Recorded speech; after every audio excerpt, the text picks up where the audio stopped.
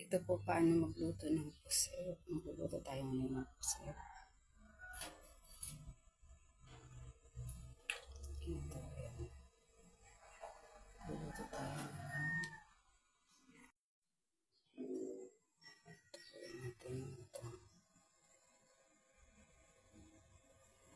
Lagyan po natin ang ipa-brown natin yung ating garlic ulit. Garlic.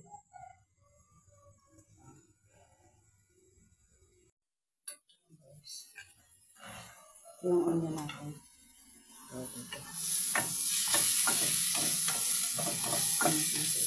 Pag-brown lang natin para lumabas yung aroma ng garlic. Palang konti lang po na garlic.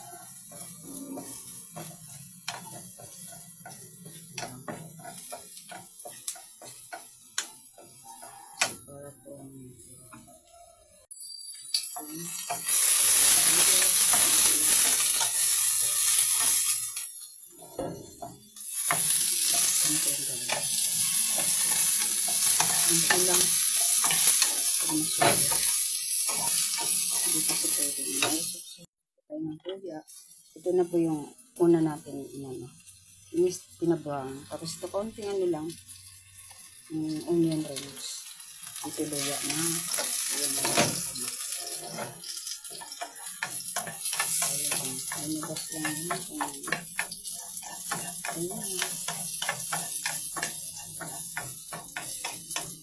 hirap po magluto. Pero kailangan kapag hindi matagal. Mabilis lang po. Dapat malakas ang apoy. Alam mo ba kapareho ito ng beef?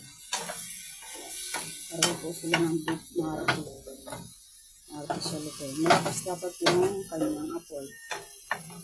Para hindi ka maging hindi ka kawawa. May nahulog. Malakas yung apoy niya.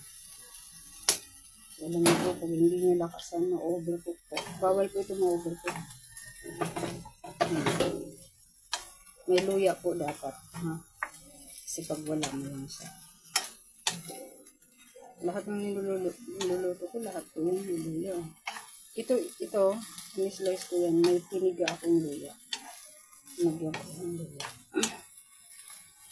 Yung first hindi ko yan. Tagal. Ganyan po siya. Pag ganyan na po siya, yung parang lumaki na siya ng kaunti. Luto na po yun. Basta malakas lang po yung apoy mo. Yan, malakas yung apoy mo. Sa pulpa. Ito po yung sauce na, lang po ito eh. Soy sauce, calamansi. Dapat po pineapple juice ito. Tapos pa? Kaunting oyster sauce. Saka sika.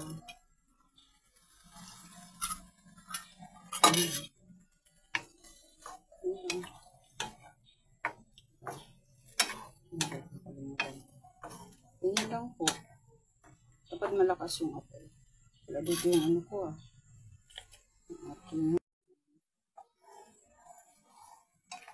alam niyo po ba kasi kailangan natin maging malasa siya. Ilagay ko dyan. Sa ibabaw na yan. Dapat may butter ito kasi wala po butter. Kaya masarap siya. Pagdang flavor ang butter. Kasi wala tayo butter. May lulutuin pa kasi ako doon. Dalawa tayo. Tatlo pa. Pag malapot na po, pwede na po siya. Lagay dyan. Madali lang magluto. Basta seryoso ka.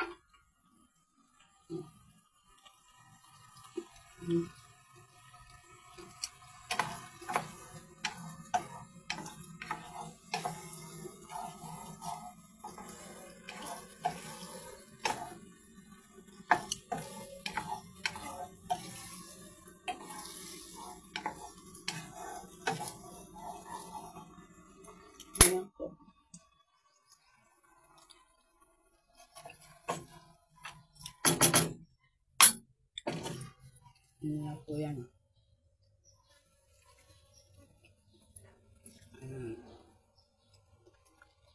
Diba?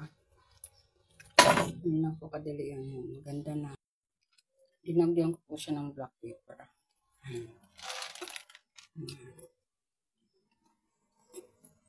Yan.